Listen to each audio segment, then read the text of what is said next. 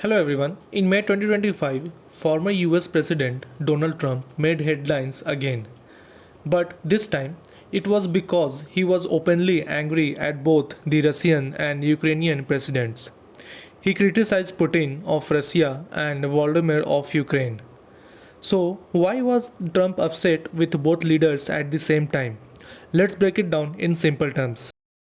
So Russia launched one of its biggest drone attacks on Ukraine, 355 drones in a single night. This attack destroyed buildings, killed innocent people, and made headlines around the world.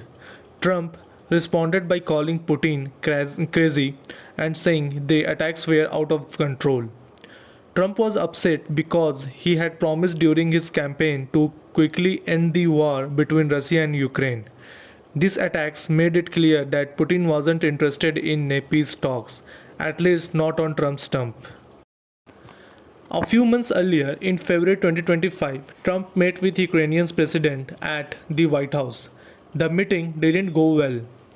Trump criticized Zelensky for delaying elections in Ukraine and even called him a dictator. Trump also questioned how US aid was being used and suggested that some money might be misused.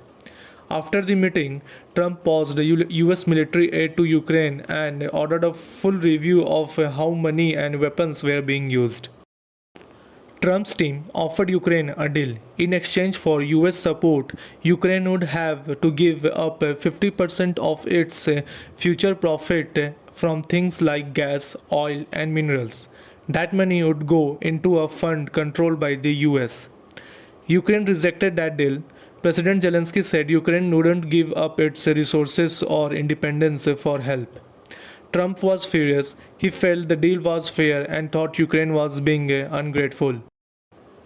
Here's where things got even more complicated. Trump started private talks with Russia to try to end the war, but he didn't include Ukraine in those talks.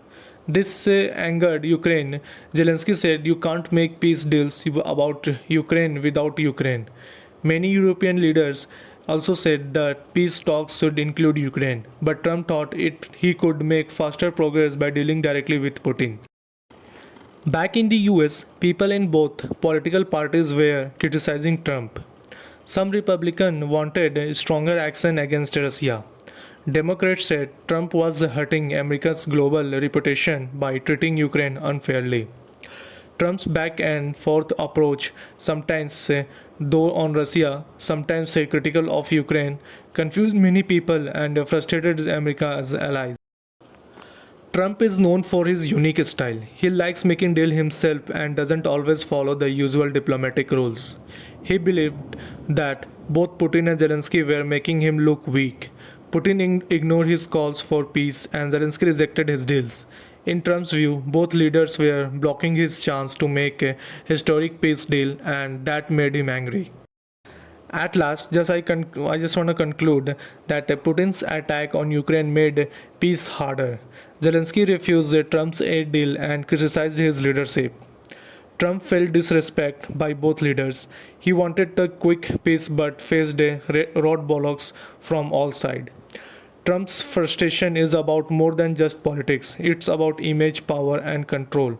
Whether his efforts will lead to real peace or more problem is something the world is watching closely.